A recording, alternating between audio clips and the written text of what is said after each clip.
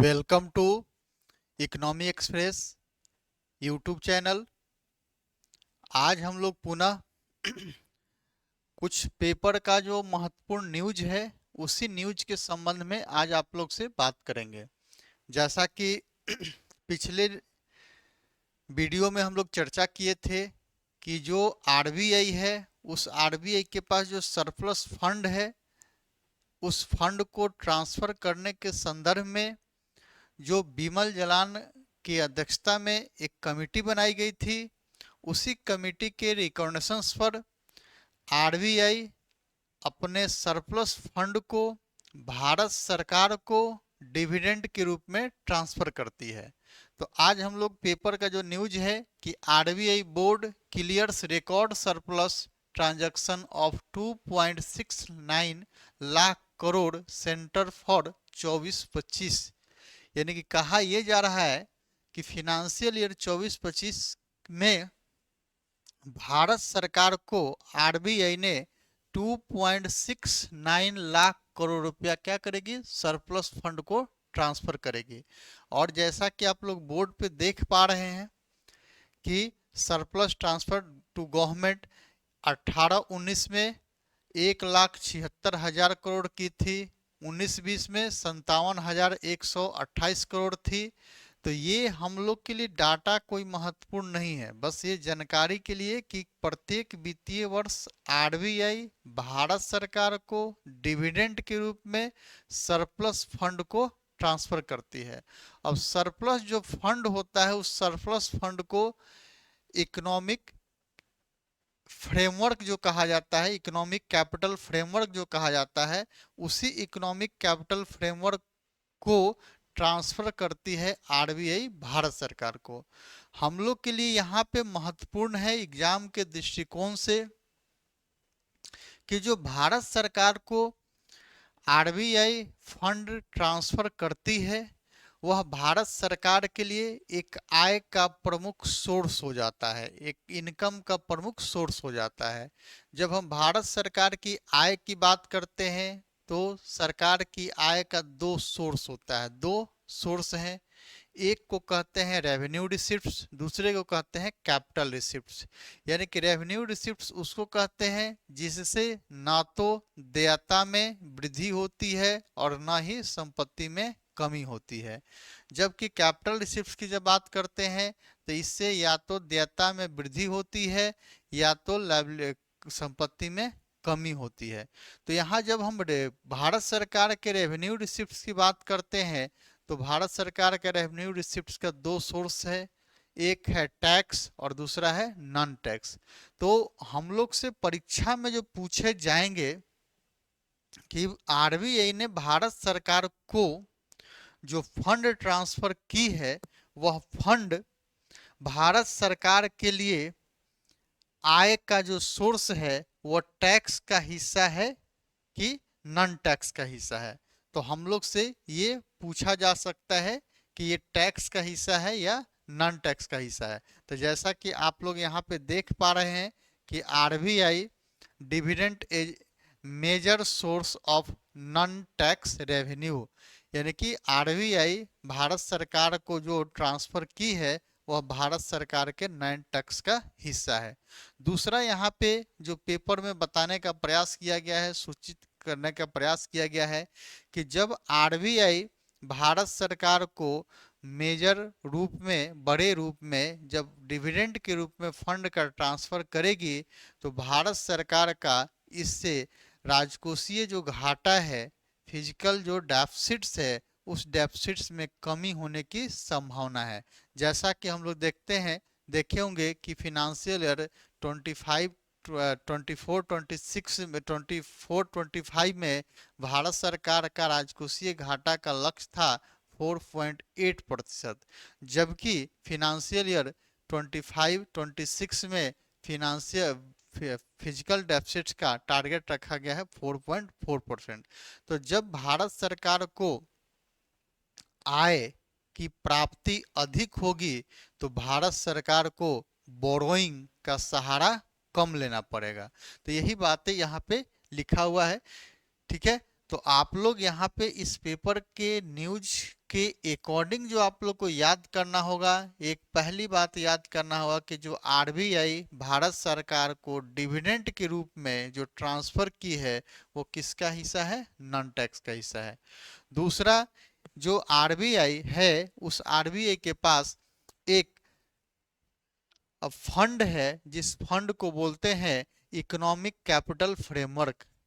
ये जो फंड है उसको बोलते हैं इकोनॉमिक कैपिटल फ्रेमवर्क। इसी इकोनॉमिक कैपिटल फ्रेमवर्क को ट्रांसफर करती है भारत सरकार को आरबीआई, और इसी के संदर्भ में एक बिमल जलान कमेटी का गठन किया गया था, और वही बिमल जलान कमेटी ने रिकमेंड किया था कि आरबीआई भारत सरकार को फंड को ट्रांसफर करेगी।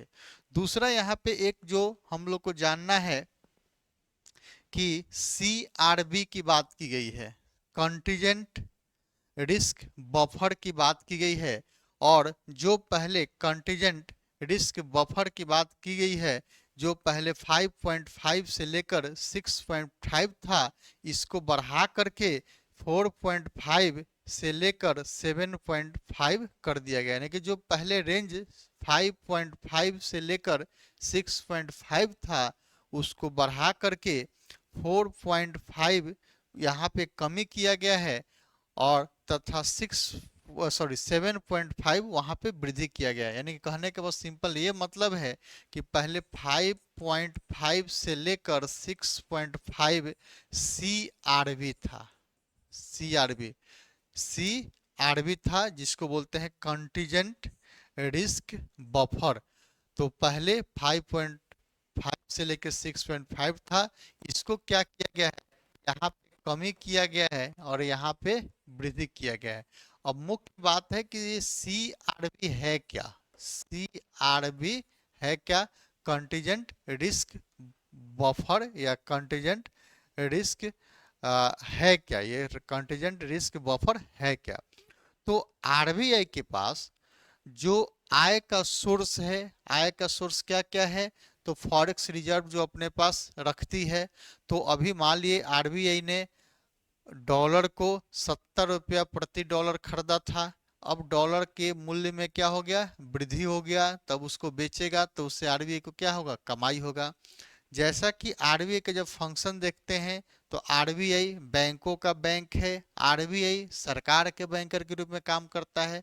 तो आरबीआई जो बैंकों को फंड देता है, आरबीआई जो बैंकों को वित्तीय सहायता प्रदान करता है, इसके एवज में आरबीआई को क्या मिलता है? इंटरेस्ट मिलता है। उसी प्रकार जब गवर्नमेंट ऑफ इंडिया को आरबीआई कर्ज देता है, सहायता करता है, तो गवर्नमेंट ऑफ इंडिया उसको क्या देती है? इंटरेस्ट देती है। तो यही आरबीआई का कमाई का हिस्सा है। तो टोटल जो आरबीआई का कमाई है उस कमाई को इकोनॉमिक कैपिटल फ्रेमवर्क कहा जाता है, और उस कमाई का कितना प्रतिशत हिस्सा कॉन्टिजेंट रिस्क फंड बफर के रूप में अपने पास रखना है, उसी का निर्धारण किया गया है। बस सिंपल ये करें कि आरबीआई का जो कमाई है, कमाई का जो सोर्स का जो कमाई है, और उस कमाई का कुछ प्रतिशत हिस्सा अपने पास रखना है, जिसको क्या कहेंगे? कंटीजेंट रिस्क बफर कहेंगे। और जो कंटीजेंट रिस्क बफर था पहले 5.5 से 6.5 था, अब उसको 4.5 से 7.5 रेंज कर दिया गया। तो एग्जाम के दृष्टिकोण से हम लोग के लिए ये एक शब्द फिर महत्वपूर्ण है कि सीआरबी कंटीजेंट रिस्क बफर कितना है? तो अभी उसका रेंज है 4.5 से लेकर के 7.5 तक। दूसरा हम लोग को जो एग्जाम के दृष्टिकोण से याद रखना है कि ये जो भारत सरकार को ट्रांसफर किया है, यह भारत सरकार के आय का कौन सा सोर्स है? टैक्स से सोर्स है या नॉन टैक्स है? तो ये नॉन टैक्स है। तो दो बातें हम लोग को परीक्षा के दृष्टिकोण से यहाँ पे याद रखना है। इसकी संभावना बहुत कम है कि ये डाटा पूछ लिया जाए, लेकिन जो बैंकिंग की तैयारी करते हैं वो लोग इसको भी डाटा को ध्यान में रख सकते हैं कि फिनेंशियल ईयर 24-25 में भारत सरकार को आरबीआई ने कितना फंड का ट्रांसफर किया। तो यहाँ अप्रोक्स लिखा हुआ है 2.69, लेकिन यहाँ पे एग्जैक्ट डाटा है 2.58 कुछ और डाटा है, ठीक है। तो आप लोग इसको याद कर लेंगे, ठीक है। और यहाँ इकोनॉमिक कैपिटल फ्रेमवर्क जो लिखा हुआ है, यही आरबीआई का जो आय और व्यय का जो बीच का अंतर है, जो लाभ है, उसी लाभ को इकोनॉमिक कैपिटल फ्रेमवर्क के रूप में उसको बोला जाता है। फिर अगले न्यूज को हम लोग देखते हैं। तो ये न्यूज है कि गवर्नमेंट टू हैव ए से इन न्यू पेमेंट रेगुलेटरी बोर्ड। अब इसका मतलब है क्या? तो हम लोग जो भी यूपीआई करते हैं, हम लोग जो भी यूपीआई करते हैं, या हम लोग जो भी पेमेंट गेटवे, जो हम लोग पेमेंट डिजिटल पेमेंट जो हम लोग करते हैं, डिजिटल पेमेंट एक दूसरे के बीच में जो हम लोग गूगल पे से, पेटीएम से जो मनी का ट्रांसफ़र करते हैं, तो उसका ट्रांसफ़र जो हम लोग करते हैं, तो उसके लिए पहले एक 5 सदस्यीय 5 member, sorry 5 member 5 member BPS is also headed by RBI governor. यानी कि पहले जो था, जो हम लोग एक दूसरे के बीच मनी का जो ट्रांसफर करते थे, तो इसके लिए पहले था बीपीडबल एस। यानी कि इसका मतलब है कि कि जो पहले बीपीएस था, उसको अब रिप्लेस करके क्या बनाया जा रहा है? पीआरबी बनाया जा रहा है। पहले बीपीएस था, अब इसको रिप्लेस करके पीआरबी बनाने की बात कही जा रही है कि पीआरबी। अब इसका पीआरबी का मतलब है payment regulatory board. Payment regulatory board. पहले क्या था? पेमेंट, सॉरी पहले क्या था? तो पहले था कि board for regulation and supervision payment. पहले था board for regulation and supervision payment. तो पहले ये जो था, यह 5 सदस्यीय था, जिसमें इस बोर्ड का जो चेयरमैन होता था, आरबीआई का गवर्नर होता था। यहाँ भी यह जो पीआरबी है, यहाँ भी इसका चेयरपर्सन आरबीआई का गवर्नर ही होगा। लेकिन यह कितने सदस्य होंगे? 6 सदस्य होंगे। और जैसा कि यहाँ पे आप लोग देख रहे हैं कि payment regulatory board to replace board for payment and settlement system.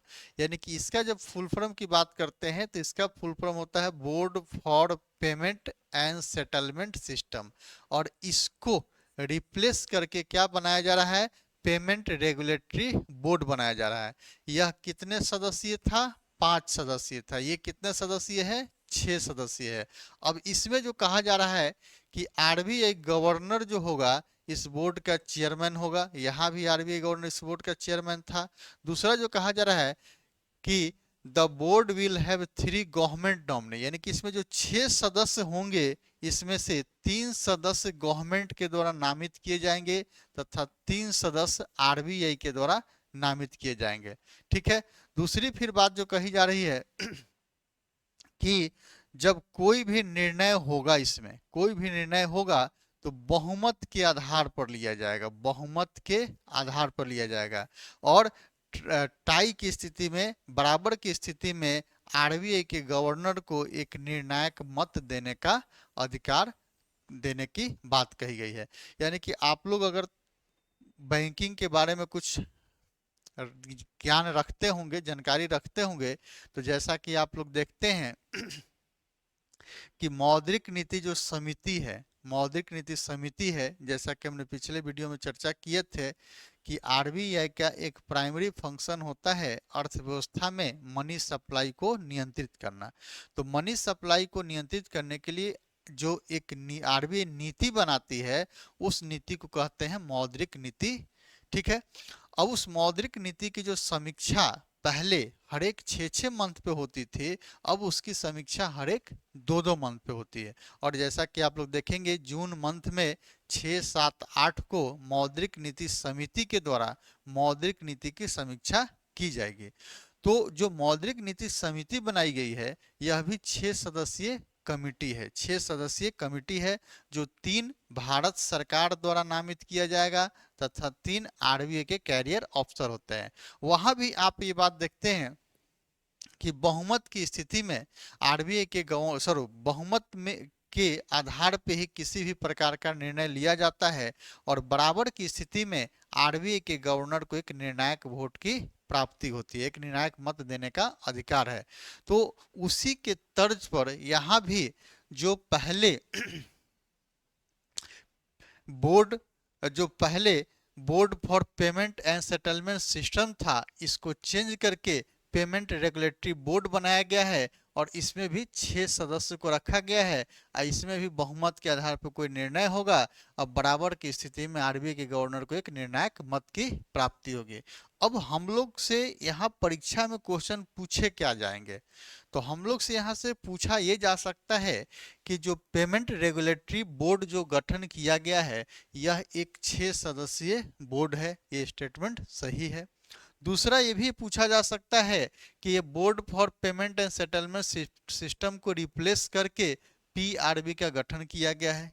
ये भी बात सही है। तीसरा ये पूछा जा सकता है कि जो पेमेंट रेगुलेटरी बोर्ड है, उस बोर्ड में आरबीआई के गवर्नर को जो एक निर्णायक वोट देने का अधिकार है, यह आरबीआई के गवर्नर का वीटो शक्तियां है। ये हम लोग से भी ये पूछा जा सकता है कि पेमेंट रेगुलेटरी बोर्ड जो बना है उसमें आरबीआई के गवर्नर को वीटो शक्तियां मिली हुई है। तो ये स्टेटमेंट क्या हो जाएगा, गलत है। ये वीटो शक्ति नहीं है। जैसा कि आप लोग संसदीय परंपरा में देखते होंगे कि जब सदन में किसी बिल को लेकर के जब चर्चा होती है और बिल पे जब बराबर मत हो जाता है, यानी कि किसी भी बहुमत के तरफ जब नहीं जाते हैं, तो आप लोग सुनते होंगे कि स्पीकर को एक निर्णायक वोट देने का अधिकार होता है। तो निर्णायक वोट देने का अधिकार का मतलब वीटो शक्तियां नहीं होती है। ठीक है, तो इस तरह से हम लोग से यहाँ से क्वेश्चन पूछा जा सकता है। तो ये आप लोग फिर इसको ध्यान पे रख लेंगे। ठीक है, हम लोग फिर नेक्स्ट वीडियो में मिलेंगे। और आप लोग को पूर्व सूचित करना चाहता हूं कि संडे को 24 मई को यूपीएससी का एग्जाम है, सॉरी 25 मई को यूपीएससी का एग्जाम है। तो उस यूपीएससी के एग्जाम में जो क्वेश्चन पूछे जाएंगे, उसमें इकोनॉमी और पॉलिटी से संबंधित जो क्वेश्चन होंगे, उसकी चर्चा कल शाम तक यानी कि 25 तारीख को शाम तक आप लोग को इस चैनल के माध्यम से दिया जाएगा। उसमें आंसर भी बताए जाएंगे तथा आंसर के साथ साथ उसका एक डिस्कशन भी देने का प्रयास किया जाएगा। थैंक